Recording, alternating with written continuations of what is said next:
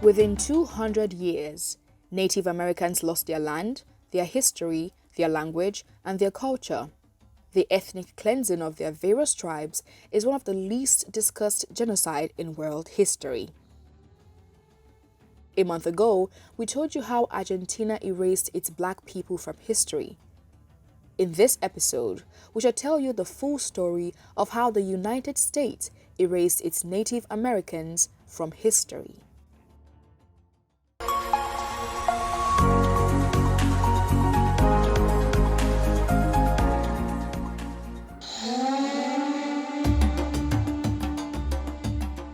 Native Americans, also known as Native Indians, worked hard to build their country from scratch.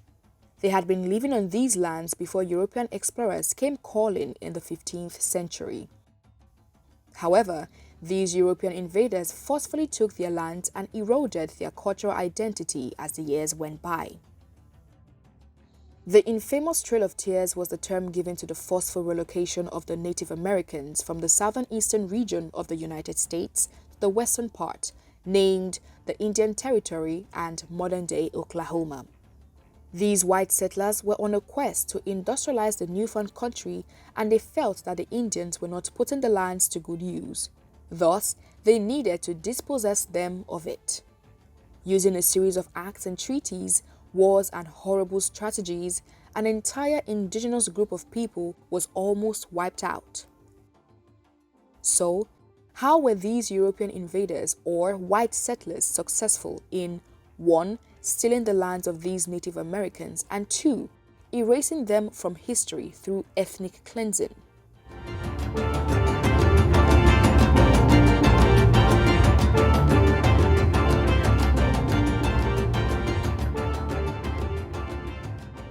Long before the Americans were founded, the natives known as Paleo-Indians had migrated from Eurasia. From the remains found, archaeologists have deduced that this migration happened about 10,000 years ago. The Paleo-Indians spread across the region, growing in numbers and splitting into different tribes with unique cultures and languages. Over centuries, they evolved, leading to different eras characterized by specific activities such as hunting, farming, and water life. These tribes were also known for creating native artifacts and building historical sites that are still a subject of wonder today. The first set of white settlers to set foot on American soil built camp at Plymouth. These were the likes of the Pilgrims and the Jamestown colonists. Seeing that the lands were not empty as they had expected, they devised various dispossession strategies to take the previous inhabitants out of the way. Their methods involved both peaceful and violent means, such as signing land treaties, cession agreements, and outright war. The white settlers would promise the native Indians compensations as well as smaller parcels of conservative lands where they could carry out their communal activities, including fishing, hunting, and so on, in exchange for the lands they currently dwelt on. However, these agreements were not always upheld, resulting in conflict and further violent dispossession.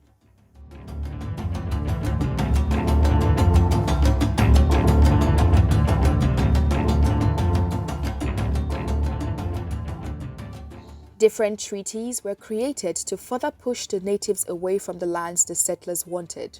Some of these treaties were the Hopewell Treaty, the Treaty of New Echota, the Peace Treaty of Fort Laramie, the Treaty of Medicine Lodge Creek, and the Treaty of Dancing Rabbit Creek, to mention a few.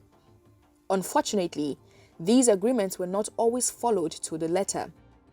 Treaties were initially signed with the promise of making payments to the tribes as compensation. Many times, these treaties were rescinded and the funds would never get to the natives. Various Indian tribes fought back, leading to devastating defeat and almost complete annihilation of the tribes. Although some tribes were willing to settle conflicts peacefully, they were still raided and plundered by the white settlers. In one gruesome event known as the Sand Creek Massacre, about 100 of the natives on November 29, 1864 were murdered by white settlers led by Colonel John Chivington, even though they had already surrendered. They killed the elderly, women, and children without mercy. The government of the white settlers came up with some acts in an attempt to remove territory from the control of the Indians. The General Allotment Act of February 8, 1887, also referred to as the Dawes Act, was passed to effect the forceful relocation of the Native Americans to what was referred to as the Indian Territory. But the growing lust for more land reclamations led to the signing of the act, which was to regain the Indian Territory. This act was aimed at reallocating portions of land on this territory to white settler families to take over. Portions which had not been assigned to anyone were sold off as real estate transactions. It's been stipulated that over 100 million acres of land were dispossessed from the natives.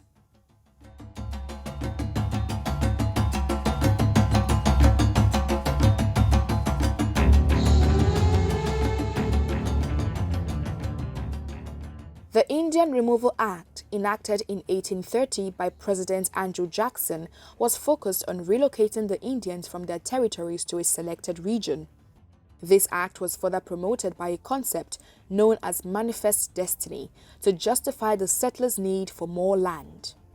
The manifest destiny was supposedly a call for civilization, and the Indians were seen to be a hindrance to making this possible. The settlers needed land to carry out various activities, and they believed evacuating the natives who had previously occupied the land was their best shot.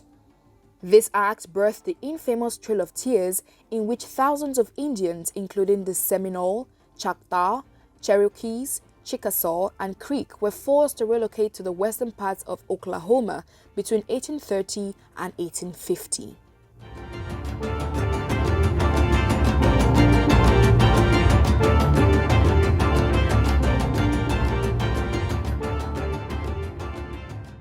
The Indian Citizenship Act was another Native American-based act passed by President Calvin Coolidge on June 2, 1924. It established the citizenship of Native Americans who prior were not citizens of the United States. This, however, did not improve the living conditions of the Indians, as many lived in poverty, suffered discrimination, and many times were not able to vote. The Indian Reorganization Act came up shortly after. It was a policy passed by John Collier on June 18, 1934. Collier was President Franklin Roosevelt's Commissioner of the Bureau of Indian Affairs from 1933 to 1945. The policy was aimed at reclaiming lands forcefully taken from the Indians through the Dawes Severalty Act of 1887. It stopped the sales of tribal lands and demanded the return of lands which had not yet been sold. The act was largely unsuccessful for many Indians, as most of them had already lost a better part of their lands to the sales and erosion. Other subsequent acts were the Indian Civil Rights Act of 1968 and the Indian Self-Determination and Education Assistance Act of 1975.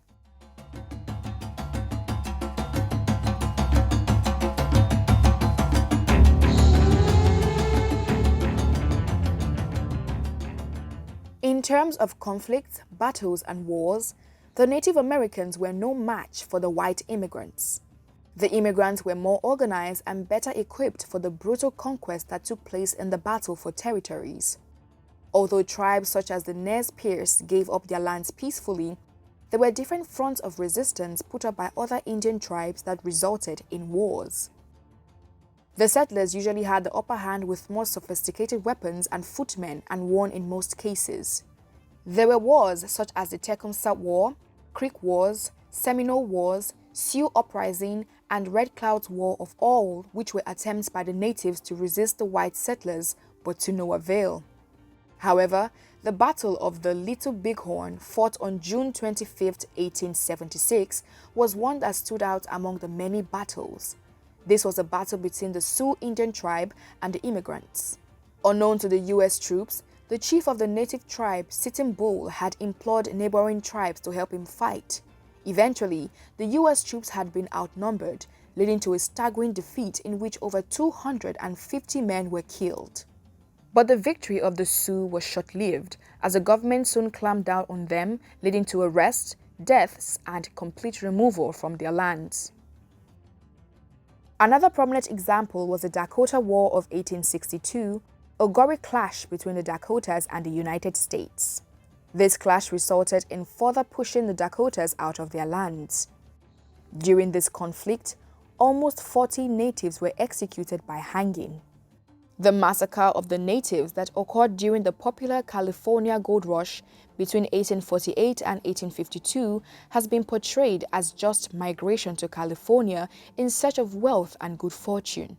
However, Native Americans living on those lands were killed in large numbers in the process of dispossessing them from their lands. The Battle of the Wounded Knee, or the Wounded Knee Massacre of December 29, 1890, was also one out of the many battles between the United States and the natives to be much remembered. This was more or less a rematch between soldiers of the United States Army and the Sioux. This time, the chief leader of the Sioux who had led them to victory had been captured and killed, and the tribe decided it was time to surrender. Some accounts state that an accidental discharge from an Indian soldier had led to sporadic shootings from the U.S. troops in retaliation. This led to the killing of over 200 tribe members, including women and children. After the massacre, 20 U.S. soldiers were awarded the Medal of Honor. The Battle of the Wounded Knee was the last known war to have been fought between the Native Americans and the United States before another strategy was introduced.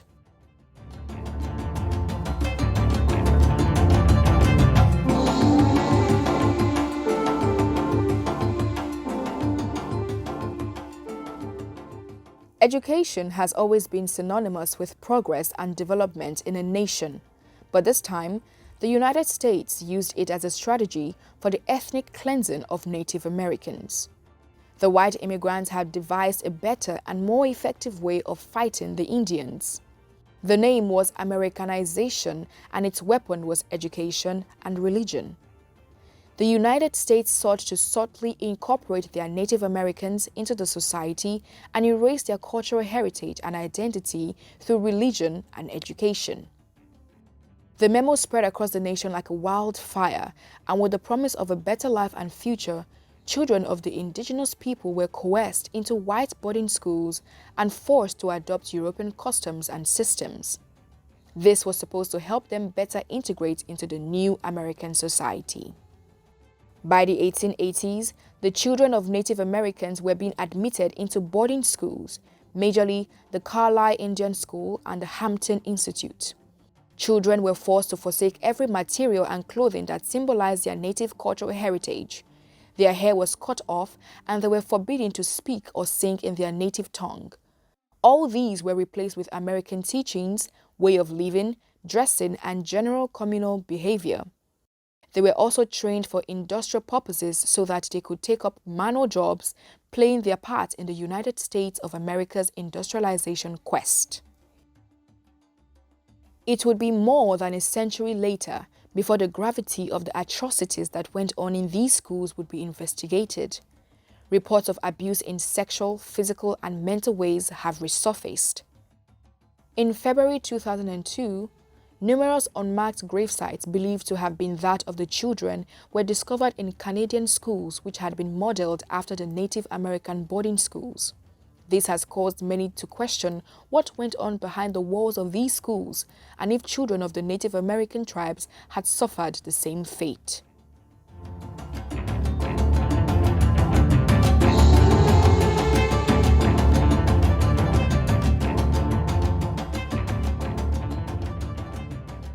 The adults were not left out of the acculturation process, and the major weapon used on them was religion.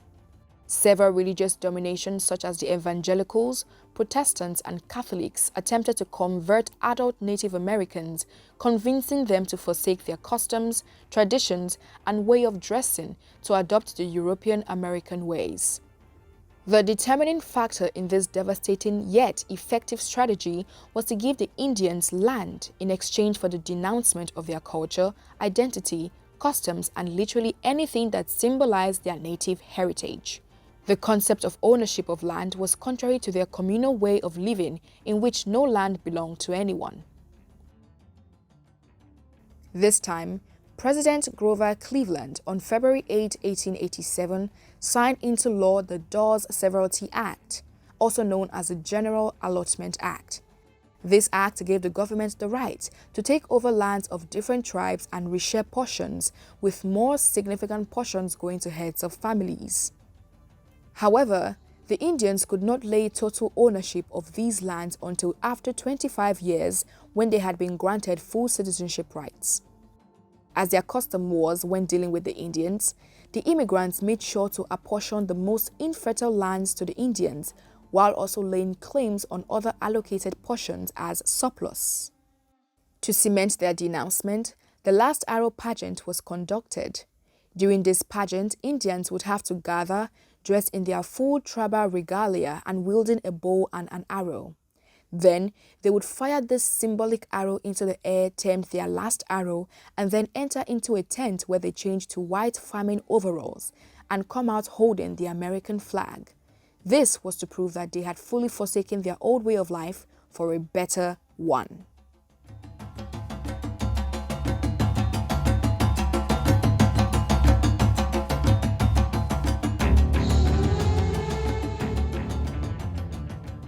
A popular quote in the 19th century, "The only good Indian is a dead Indian," somewhat promoted the notion among white immigrants that killing a Native American was an act of patriotism. It became a motivating factor for these immigrants to eliminate the Native Americans and attempt to obliterate their cultural existence. Some of these tribes survived and have now become a recognized and functional part of American society. For some reason, these historical events surrounding how the United States erased its Native Americans from history have either been secretly hidden from the academic curriculum in many states in America, or told in ways that shifted the focus from what really happened to related events that portrayed the early white invaders as the beauties and not the beasts. The efforts to erase the distinct cultural identity of these Native Americans in times past have strengthened their resolve, leading to the establishment of schools and colleges focused on reviving their cultures. Notwithstanding, the wounds from the previous generations run deep, and the loss encountered by these Native Americans may never be recovered.